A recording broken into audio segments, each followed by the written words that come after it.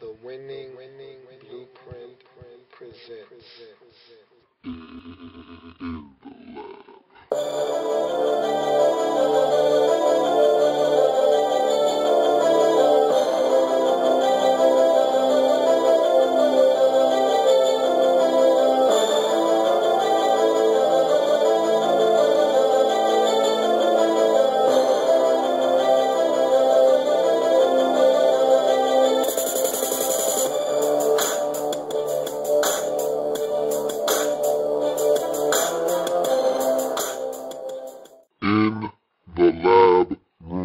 Welcome, you are in the lab room. I'm your host, Lou. Thank you for joining me. It's a wonderful, wonderful Wednesday afternoon here in the lab room. And it's Wednesday, so you know what that means. It's Soul Survivor Wednesday here in the lab room. Time to make that Soul Survivor pick. We're coming down the stretch. So really, there's no margin for error now. If you've made it this far, I'll tell you what, you get it.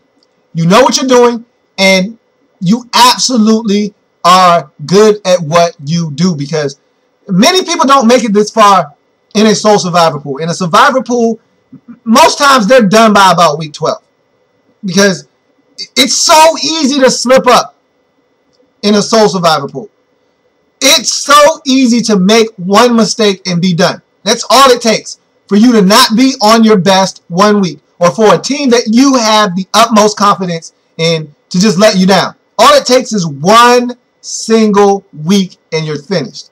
So if you've made it all the way to week 15, you need to pat yourself on the back. You get a major tip of the imaginary cap and a kudos from me. You get both. I don't give them out often, but you get both from me if you've made it this far in your Survivor pool. But without any further ado, let's get to the Soul Survivor and find out who the Soul Survivor of week 15 will be. Everyone can pick, but only one can win. Are you the Soul Survivor? So it's week 15, Soul Survivor pick. You know how this goes. When we do the Soul Survivor of the week, it's fast-paced, it's in your face, it's straight to the point. We go through the list of games, tell you why it's not a good game. We don't give you analysis. I don't give you analysis as to why this team will win or lose. I'm just going to tell you why this isn't a good selection for a game for you to try to choose a winner out of. I got it done last week. Again, so on the season, I'm 13 of 14. Again, that one loss, and I still haven't forgiven them for this. Week 4, New Orleans Saints losing to the Kansas City Chiefs after having an 18-point lead in the second half. I haven't forgiven them, probably won't forgive them for the rest of this season. I should be perfect on the season. Saints have cost me my flawless streak for the season. Now all I can hope to do is just finish out the season with only being wrong in week 4. So let's get to week 15, the slate of games, and I'll tell you who the Soul Survivor will be. And again, this is another one of those weeks where you just have to trust me. There's not a lot to choose from on this slate. And I still have one in my back pocket, but that team is not a viable option this week. And so let's get into the week 15 slate of games and tell you who the Soul Survivor of week 15 will be. First up, Thursday Night Football, Cincinnati Bengals, Philadelphia Eagles. Cincinnati's on the road here. They lost a tough one at home to the Dallas Cowboys, one that they really should have gotten. Their backs are against the wall now. They need to win. The Eagles are playing spoilers at this point. Andy Reid is probably a lame duck coach right now. He's coaching probably his final 3 games as a Philadelphia Eagles head coach. This team has not quit on him. Thought they were going to embarrass him at some point. They're not going to quit. You saw that last week against Tampa Bay, coming back from 11 down with about 5 minutes left in that game. They were able to rally back and win at 23-21. This isn't a game that you want to select. This is not a game you want to select. Cincinnati's on the road. You don't know what Cincinnati team is going to show up. You don't know if A.J. Green's going to have another stinker like he had last week. If Andy Dalton's going to throw another costly pick like he did last. You don't know what's going to occur. You don't know if the Eagles are going to show up or if they're going to lay an egg. Translation, leave this game alone. We go to the Sunday slate of games. First, right off the bat, you're talking about one of the premier matchups of week 15. The New York Giants travel to Atlanta to take on the Falcons. I just told you it was a premier matchup of the week, which lets you know this is 2 winning teams, 2 divisional leaders. No. You look at the next matchup on the slate of games. Minnesota Vikings traveling to St. Louis to take on the Rams. Two teams that are still in the wild card hunt in the NFC. Both of them have faint hopes of making the postseason, yet they're still alive. And so you're going to get the best effort out of both of these teams. Both of these teams have glaring weaknesses on their team, but you don't know which team is going to show up for either one of these clubs. You need to leave this game alone. This is a scary, dangerous game. If you choose to pick this game and try to pick a winner out of it, you will be doing yourself an injustice. Leave this game alone. You look at the next game on the slate. Tampa Bay Buccaneers traveling to New Orleans to take on the Saints. Family business. Anytime it's family business, you always err on the side of caution and leave the game alone. However, there are certain instances where family business is not the same as it normally is. Sometimes you have a dominant team and the other team isn't very good. That's not one of the instances where you have to stay away from family business. This isn't that, though. These are two evenly matched teams. The two teams that had chances to make the postseason or at least make a run at it. They both blew it. They're not playing their best football right now. Family business, two teams that played a shootout earlier in the season in Tampa Bay. You don't need to touch this game. It's family business. It's not your business, not my business. I'm not sticking my nose in it. I don't advise you to do that either. So we move on. The Jacksonville Jaguars taking on the Miami Dolphins. Ding, ding, ding, ding, ding. This is your sole survivor of the week. Now, I don't like trusting teams who don't win often. You don't like to put a lot of stock or a lot of faith in a team that only has 5 wins on the season. We're in week 15 now. And if you only have 5 wins, that means that you're 5-8 on the season right now. And I just don't know if I feel comfortable trusting a 5-win team. Except when a 5-win team is at home against a 2-win team. Then you have the utmost confidence that that 5-win team can get it done against a bad 2-win team in the Jacksonville Jaguars. The Dolphins played a solid game. Watching that game against the 49ers a week ago, I was impressed. I thought the Dolphins scratched, they clawed, they gave themselves opportunities. They just aren't a good enough team to beat a team like the 49ers on the road. It's hard for them to go into a hostile environment like San Francisco and come out with the win. But they played hard. They gave it maximum effort. And I thought that had they been playing a team of lesser caliber, they probably would have won that game. I thought they played really well in that game. So, I like their chances this week against Jacksonville. Jacksonville, I was drinking the Kool-Aid. Again, I was sipping it slow. Very, very slow. But I was sipping it nonetheless. I thought that Chad Henne 2.0 was going to be a different quarterback. I thought it was going to be different results. I thought that he got it. Maybe that time on the bench watching the game gave him some insight that maybe he wasn't privy to before. I was wrong. He's the same Chad Henne, the same inconsistent quarterback that didn't work in Miami. He's probably a great backup quarterback. I think that's what Chad Henne is in the National Football League. A great number 2 guy that if you need to turn your team over to him for 3, maybe 4 weeks, he'll go 2-2. He'll go 3-1, get you a few wins, get you by until your quarterback can come back. He's not a starter, though. And so, very disappointed in his performance over the last 2 weeks.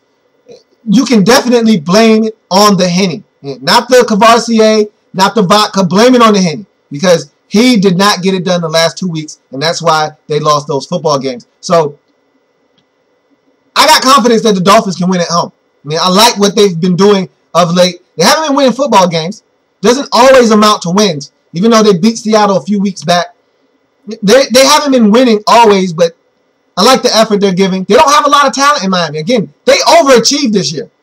They should not be hanging their heads that they're 5-8 right now in week 15. They're not a good football team. They don't have a lot of talent, and they got 5 wins right now. Much more than I thought they would have at this point. Really, if they finished the season with 5 wins, I thought that was an accomplishment in itself. After watching Hard Knocks, didn't you expect this team to be 3-13? 4-12 at the most? Well, doesn't matter. Dolphins are going to win this game. They're going to beat the Jacksonville Jaguars. They're going to get their 6th win of the season. This is your sole survivor pick for week 15. But just so you know that I'm not pulling your leg, that there's not a better option out there for you to select. And maybe you think there is. I'm going to prove you wrong if you think there is. So I'm going to go down the rest of the slate of games show you that there's not another option here that's better than the one I've just given you. So we march on. Indianapolis Colts at the Houston Texans. Family business, 9-4 versus 11-2. That is a premier matchup in Week 15, which translates to you leaving it right where it is on the sheet. We move on to the next matchup. The Washington Redskins at the Cleveland Browns. Maybe 2 weeks ago, this was a great pick. But just 2 weeks ago, the Cleveland Browns had just won their third game of the season. Now we fast forward to 3 weeks later. They've won 3 in a row. They're 5-8. They're playing hot football. They're confident. They're at home. The Redskins have won 4 in a row. They're confident. They're feeling good about their chances to make the postseason. This is a game that you just don't want to go near. It seems enticing from afar, but when you get close up, you analyze the data, you look at the way the two teams have been playing, and then you factor in the injury to Robert Griffin III, and you don't know his status is up in the air for the game on Sunday.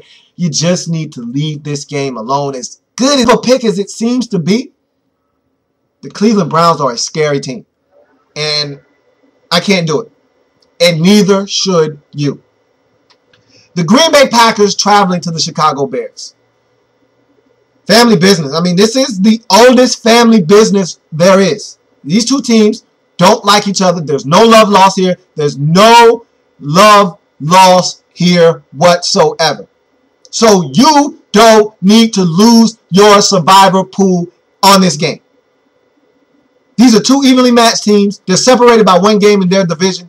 You need to leave this game alone at all costs. This shouldn't even be a game that I need to talk to you about. You should just look at it. Packers, Bears, oh my, move on. Denver Broncos at the Baltimore Ravens.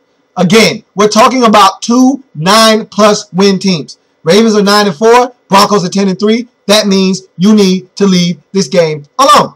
We look at the Carolina Panthers and the San Diego Chargers. Panthers have just won another game, and they look damn impressive doing it.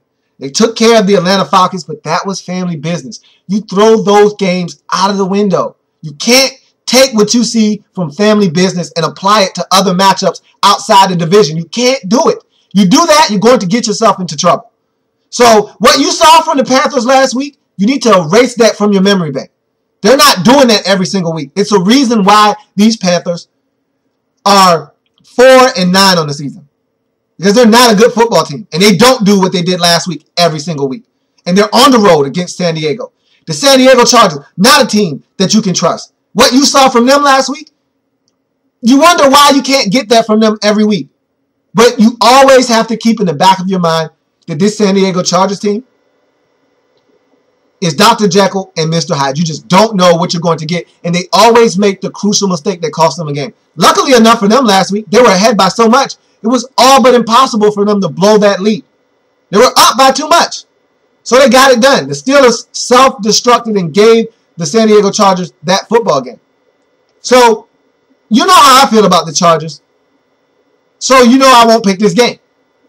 Because I don't trust the Panthers. I don't trust the Chargers, which means I don't trust either one of these teams. I don't trust them with my survivor pool pick. So, I move on. Seattle Seahawks at the Buffalo Bills.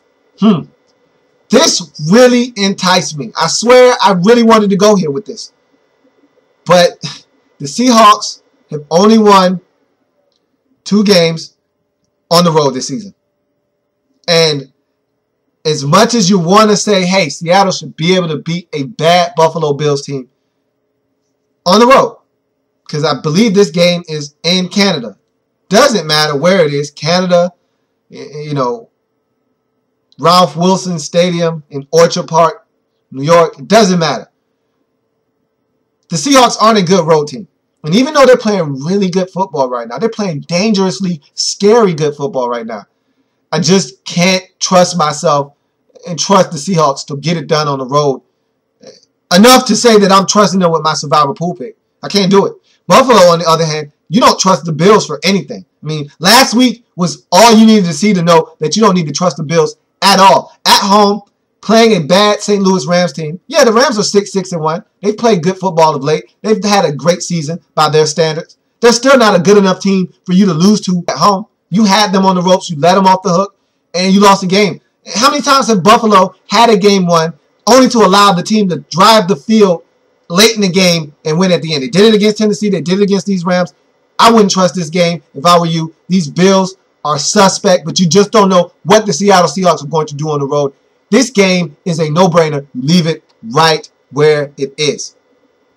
Detroit Lions at the Arizona Cardinals. I love chasing the Arizona Cardinals around. They're a bad football team with a capital B-A-D. They are a bad. You can add an extra D on it if you like. They're a bad football team. B-A-D-D. They're a terrible football team. And they don't have a quarterback. They're probably going to lose this game and the rest of the games remaining on their schedule. But again, you know I try to stay away from road teams. And the Detroit Lions aren't a good enough team for me to feel confident enough picking them on the road. Some teams, doesn't matter if they're home or away, they're a good football team. They'll get it done wherever they are. That's not the Detroit Lions, at least not this year. The Lions are 4-9 for a reason. Because they don't play good football in most games, and especially away from home. So I couldn't bring myself to pick the Detroit Lions, who are probably going to win this game, probably win it going away, because who's going to stop Calvin Johnson on that team? Who's going to stop the Detroit Lions from racking up points? Now, this Arizona Cardinals defense isn't that bad, but again, they're not that good either. Their quarterback situation is such a mess that it'll cost them at least 2 touchdowns in this game. But again, you can't pick the Detroit Lions because they're 4-9. You can't pick the Arizona Cardinals because they're 4-9. You leave this game right where it is on this sheet because it's 2 bad teams and they both stink. The Kansas City Chiefs at the Oakland Raiders. Didn't I just say 2 teams stink? Leave it alone. Well, this is exactly that. 2 funky teams, family business. Need I say more? I don't think I need to. But I will anyway because this is what I do. I talk. I love to talk about bad football teams. And these are 2 bad football teams. You're looking at the Raiders, who are 3-10 on the season. And then across from them, you're looking at the 2-11 Kansas City Chiefs. And yuck. When you put and yuck together, you get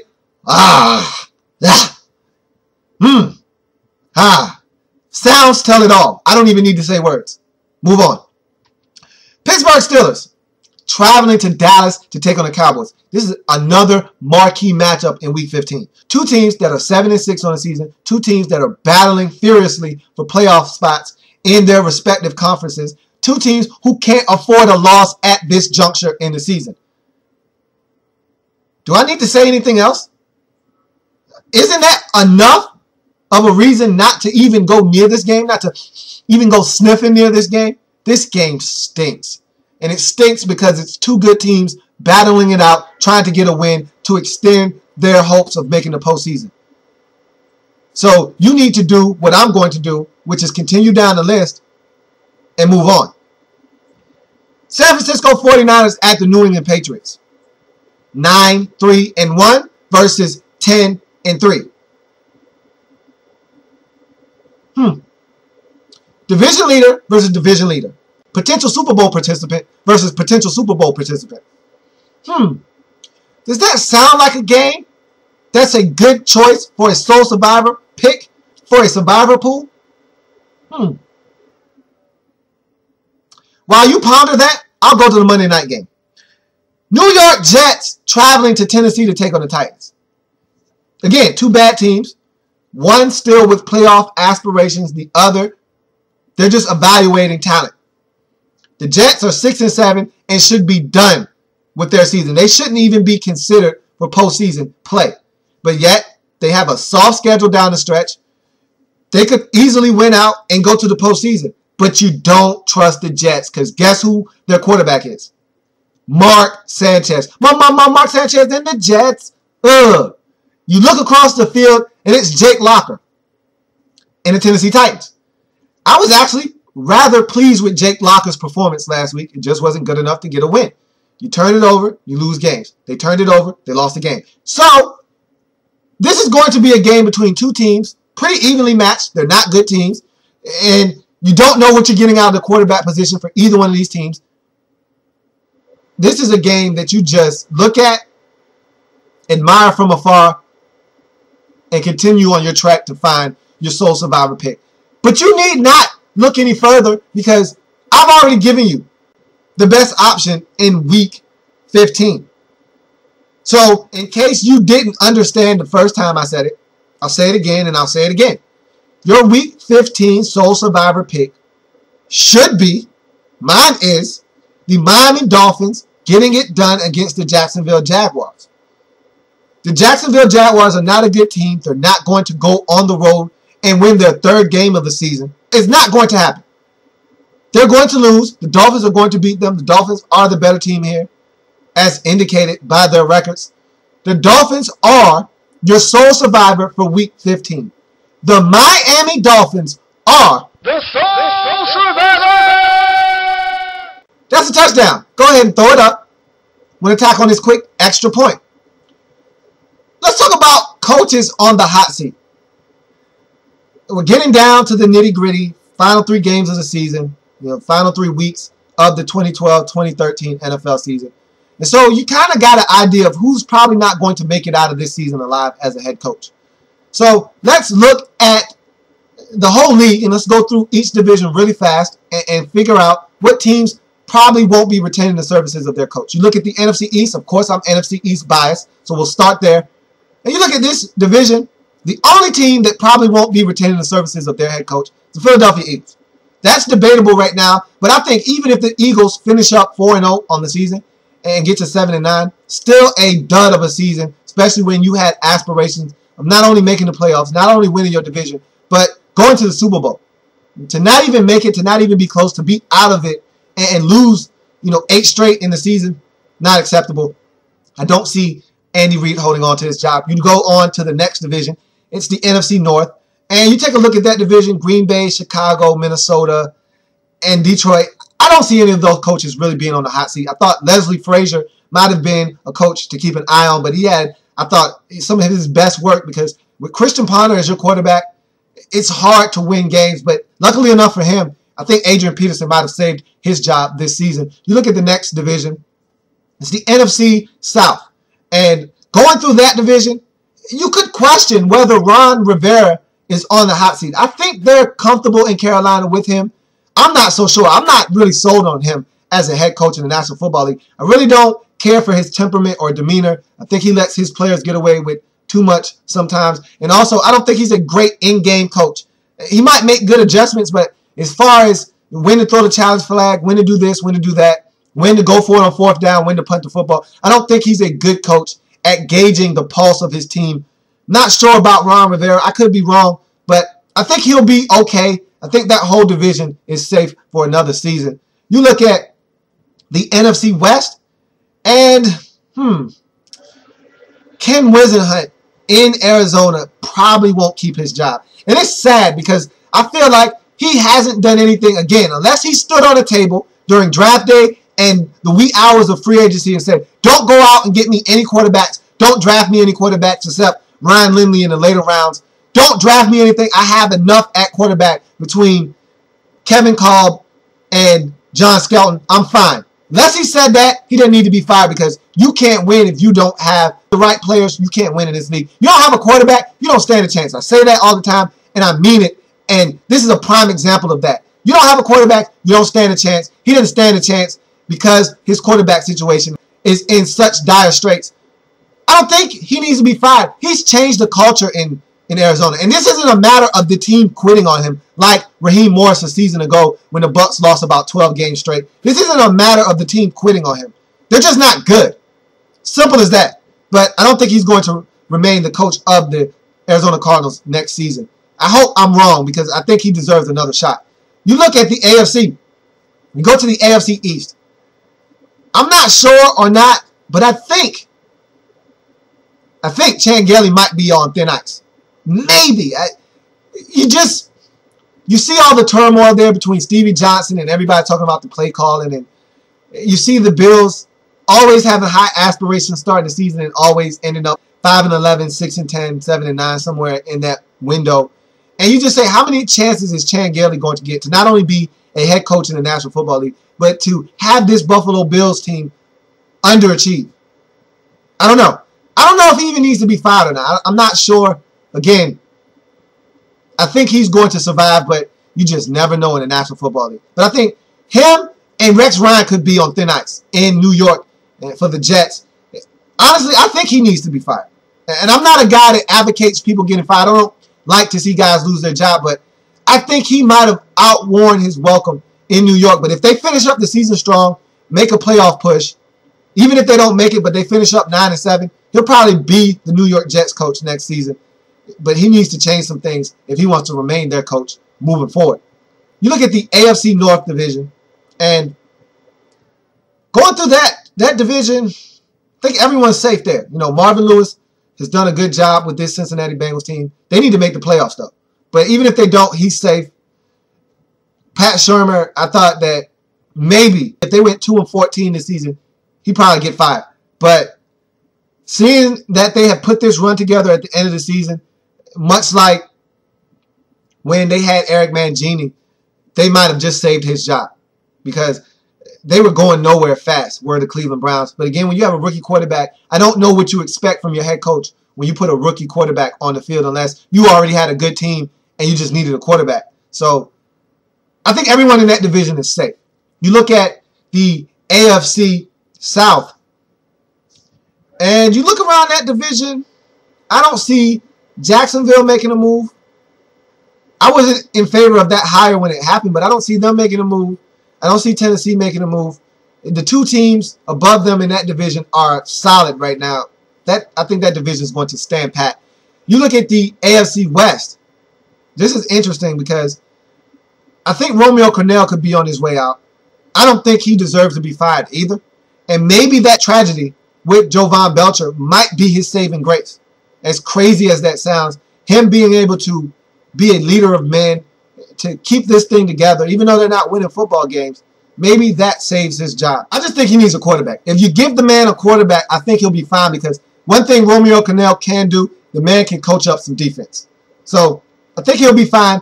Also, in that AFC West, Norv Turner is gone. That is a dead man walking. He is a lame duck coach in every sense of the word. If there's one coach that you know will not survive at the end of the season, it's Norv Turner. More so than Andy Reid even. Andy Reid probably won't be able to save his job, but there's an outside chance. Norv Turner is fired now. He's done. They're just letting him coach out the rest of the season because it makes no sense to get rid of him now. But he's done. So him and A.J. Smith, I think both of them are gone. So you know there's going to be a vacancy in San Diego. I think there's going to be one in Philadelphia for sure as well. Those are the two jobs that I think you can say right now with more than an 85% certainty they're going to be openings at the end of the season. Those are the two locations you feel really confident saying they're probably going to get fired. Everybody else, they're hanging on by a thread. Not so much. They're hanging on by a thread. You just don't know. You just don't know. You know, maybe Romeo Crennel doesn't get fired. Maybe this Jovan Belcher situation saves his hide in Kansas City. You know, maybe, just maybe, Rex Ryan gets hot at the end of the season with this soft schedule, goes 9-7, and they don't even make the postseason. But maybe that finish to the season saves his bacon in New York. So you just don't know. There's a lot of coaches. Maybe Ken Wisenhunt is able to convince this organization that, hey, I just need a quarterback. Just give me something to work with. I've turned this program into a winner. Maybe not this year, but just give me a quarterback, and if I don't get it done next year, you can fire me then. So when it's all said and done, there'll probably be about maybe 4, 5, even 6 openings at the end of the season. There's always some surprise firings that you didn't expect, you maybe didn't see coming, you know, while the season was going on, but at the end, the team just decided to go in a different direction. There's always 1 or 2 of those, but for the most part, we know everyone is probably on the hot seat. And maybe the coaches find a way to keep their job. Maybe they don't. But at the end of the day, there's probably going to be about 4 or 5 vacancies when it's all said and done. Maybe even 6. We know of 2 for sure. Philadelphia, San Diego. Those 2, I feel pretty confident saying they're not going to retain their jobs come the end of this season. So that's going to do it for the program. I thank you for joining me on this Wednesday afternoon in the lab room. Many ways to view the show, many ways to contact the show.